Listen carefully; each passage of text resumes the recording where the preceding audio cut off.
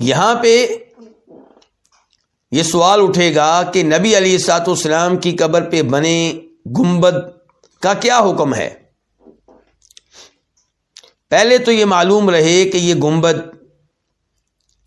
ابو بکر صدیق رضی اللہ عنہ نے نہیں بنایا، جناب عمر فاروق، جناب عثمان، جناب علی رضی اللہ تعالیٰ عنہ انہوں نے نہیں بنایا، کسی صحابی کا یہ عمل نہیں ہے، کسی تابعی کا یہ کام نہیں ہے، کسی تبع تابعی کا یہ کام نہیں ہے، 4 اماموں میں سے کسی امام نے یہ نہیں کہا کہ اس کو بنایا جائے۔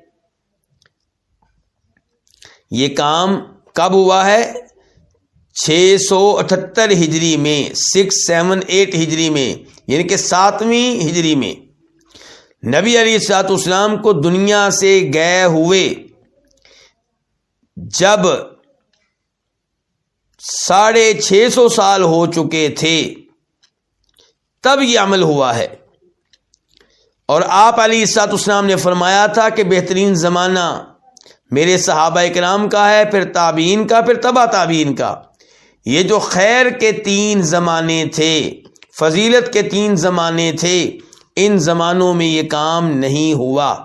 یہ خیر کا کام ہوتا تو ان میں سے کوئی نہ کوئی یہ کام ضرور کرتا، لیکن یہ کام 678 ہجری میں کیا تو کس نے کیا؟ مصر کے ایک حکمران قلاوون صالحی نے۔ اور جہاں تک تعلق ہے گنبد کو سبز رنگ دینے کا، تو یہ کام ہوا ہے 1253 ہجری میں، 1253۔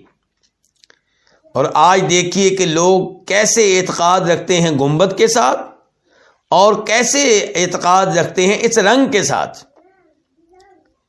جبکہ یہ کام بعد میں آنے والے بادشاہوں کے ہیں۔ نہ نبی علیہ الصلوۃ والسلام نے اس کی وصیت کی، نہ آپ نے اس کی ترغیب دی، نہ صحابہ نے یہ عمل کیا، نہ تابعین نے اس کے بارے میں سوچا، نہ تبع تابعین کو اس کا خیال آیا، نہ 4 اماموں نے اس کی ترغیب دی۔ یہ کام ہوا ہے تو بہت بعد میں ہوا ہے۔ تو بادشاہوں کا یہ عمل دین کیسے بن گیا؟ دین کیا ہے؟ سنیے، مسلم شریف کی حدیث ہے، حدیث کا نمبر ہے 969 راوی ہیں ابو الحیاج الاسدی، کہتے ہیں کہ مجھ سے امیر المؤمنین جناب علی رضی اللہ عنہ نے کہا، الا ابعثک علی ما بعثنی علیہ رسول اللہ صلی اللہ علیہ وسلم، کہ اے ابو الحیاج الاسدی، میں تمہیں اس ڈیوٹی پہ نہ بھیجوں جو ڈیوٹی میری نبی علیہ الصلوۃ والسلام نے لگائی تھی۔ بڑے عظیم الفاظ ہیں۔ ڈیوٹی لگانے والے کون؟ جناب محمد الرسول اللہ صلی اللہ علیہ وسلم۔ لگائی کن کی؟ جناب علی رضی اللہ تعالیٰ عنہ کی، اور وہ اب کسی اور کی لگا رہے ہیں اپنے زمانے میں۔ کہتے ہیں کہ آپ نے میری ڈیوٹی یہ لگائی تھی کہ اللہ تدع تمثالا الا طمستا، کہ جو بھی مجسمہ نظر آئے، یعنی کہ کسی جاندار کا مجسمہ، جو بھی مجسمہ نظر آئے، جو بھی مورتی نظر آئے، جو بھی مجسمہ نظر آئے، اس کو مٹا ڈالو، ختم کر دو اس کو۔ میرے وہ بھائی جو میرا درس اس وقت سن رہے ہیں، میری گزارش ہے کہ اپنے اپنے گھر کا جائزہ لیں، اپنے اپنے کمرے کا جائزہ لیں۔ آپ کے کمرے میں کوئی مجسمہ نہیں ہونا چاہیے، ہرن کا، شیر کا، کسی اور شخصیت کا۔ یہ مجسمے نصب کرنا اور سمجھنا کہ شاید ہم اس کی تعظیم کر رہے ہیں، یہ غلط ہے۔ نبی علیہ الصلوۃ والسلام ان چیزوں کو توڑنے کے لیے آئے تھے۔ اس کے بعد جناب علی کہتے ہیں کہ دوسرے نمبر پہ آپ نے مجھ سے کہا ولا قبرا مشرفا الا سویتا، جس قبر کو دیکھو کہ اونچی ہے، زمین سے بہت اونچی ہے، اس کو برابر کر دو، ہموار کر دو۔ تو قبریں جو اونچی ہوں انہیں گرانے کا کام سب سے پہلے کس نے کیا؟ جناب علی نے۔ حکم کس نے دیا؟ نبی علیہ الصلوۃ والسلام نے۔ مجسمے سب سے پہلے کس نے توڑے؟ نبی علیہ الصلوۃ والسلام نے، جب مکہ فتح کیا تھا، اور پھر جناب علی کو بھی بھیجا اس کام کے لیے۔ اور لوگ کہتے ہیں کہ شاید ہم اماموں کو نہیں مانتے، اماموں کا احترام نہیں کرتے۔ آئیے ایک امام کے الفاظ بھی سن لیجئے۔